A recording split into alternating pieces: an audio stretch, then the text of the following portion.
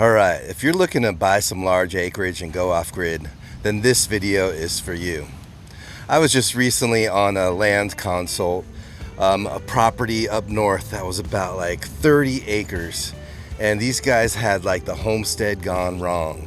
They bought this land and just decided to do everything all at once. And their budget, their time, everything just started to get completely unmanageable.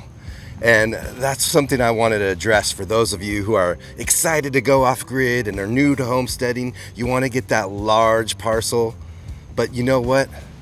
Sometimes getting a large piece of land is just a waste of time. And let me tell you why.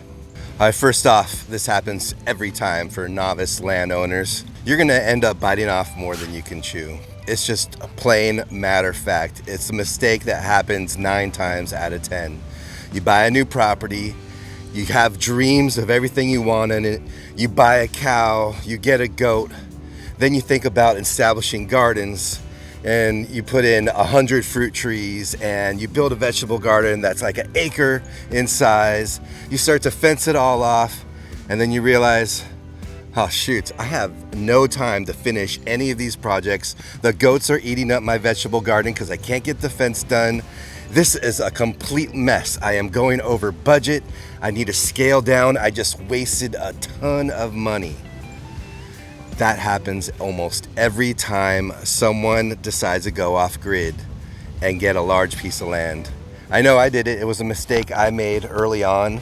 I went way too big, planted way too many trees, and what ended up happening is we ended up having to scale down on another project that I was working on way back in the past when I started this whole off-grid life.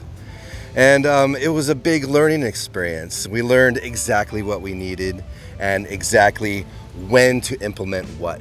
And that took time and experience. But lucky for you guys, there is YouTube. There's people like me who are out there sharing our experiences so you don't make the same mistake.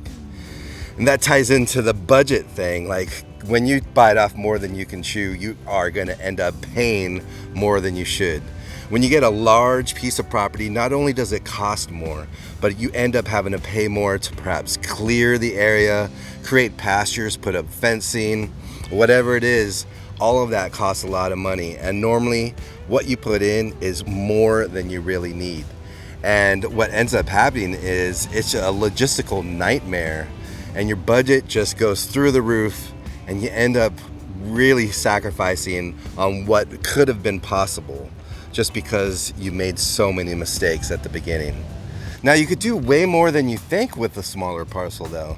Here in the tropics, we don't need that much. We don't need a woodlot to heat our homes during the winter. Food grows all year round. So why buy that 30, 40 acre spread that you have no clue what to do with it when you can get along perfectly well with something smaller? In fact, those larger pieces of property should be left for people who have experience managing land. Because when people come and buy land, large acreage, and they have no clue what to do with it, they're actually doing a disservice for their neighbors and their community.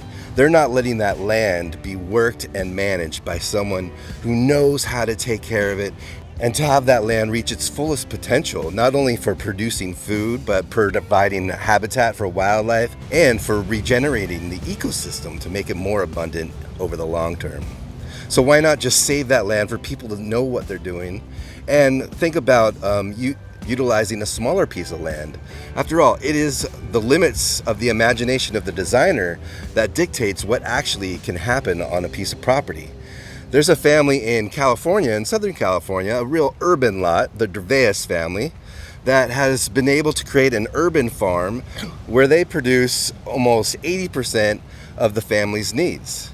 And they utilize smart design for their small space. And that's something that could be done in any property. Another thing that comes along with getting a large piece of property is they tend to be more isolated, more rural. That makes it harder to get your product to market if you choose to create a product that you produce on site on your homestead. That makes it harder for you to go to the store or to get off your homestead if you're interested in engaging with your community.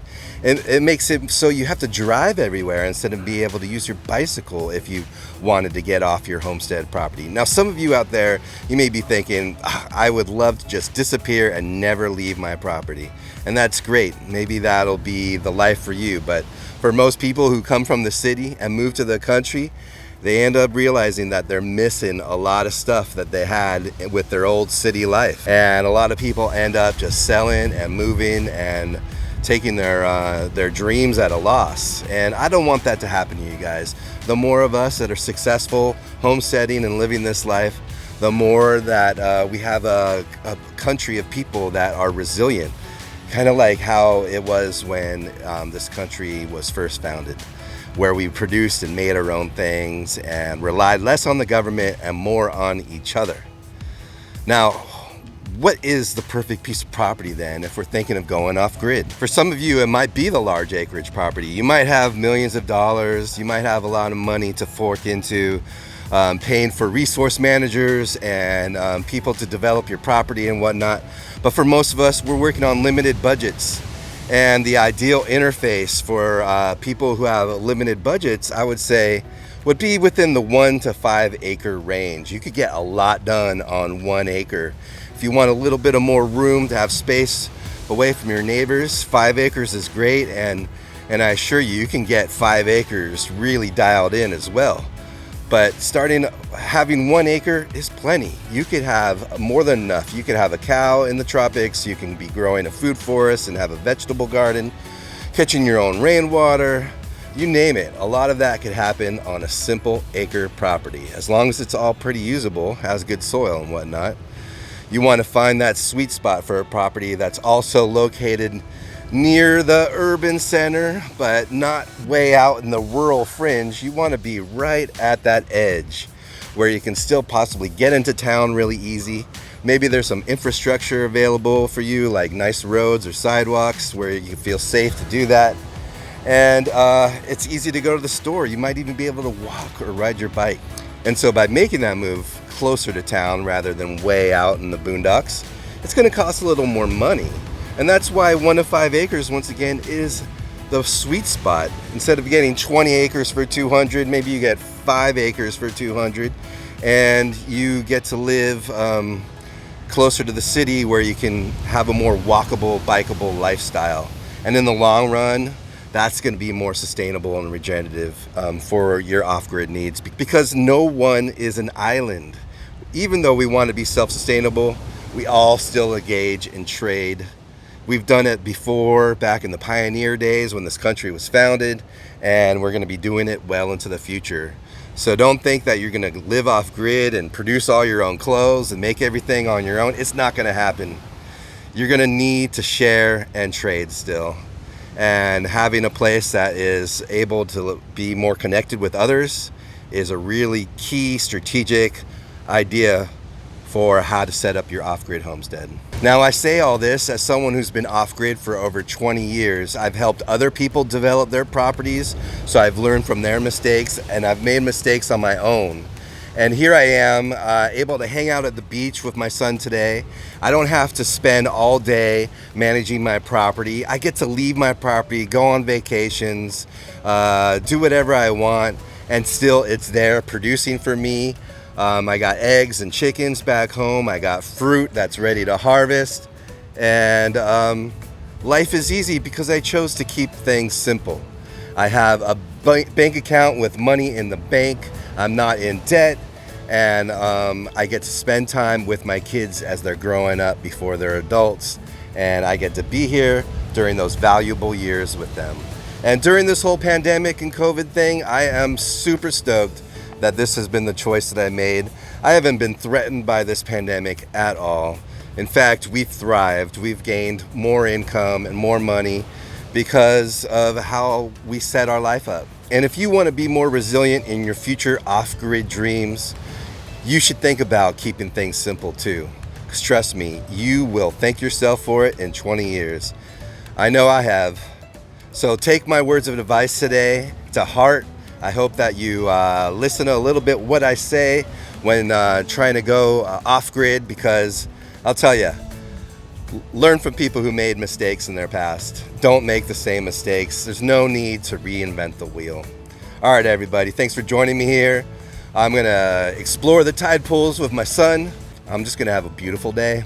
Maybe harvest some limu, some purslane, and bring some food home to the homestead, because beyond the homestead, there's a whole world of food ready to forage to augment what you need at home. All right, everybody. Aloha, thanks for watching. Plant that finger on the like button, hit subscribe, do all those things. Leave a comment in the comment section. And until next time, we'll see you later. Ahui ho.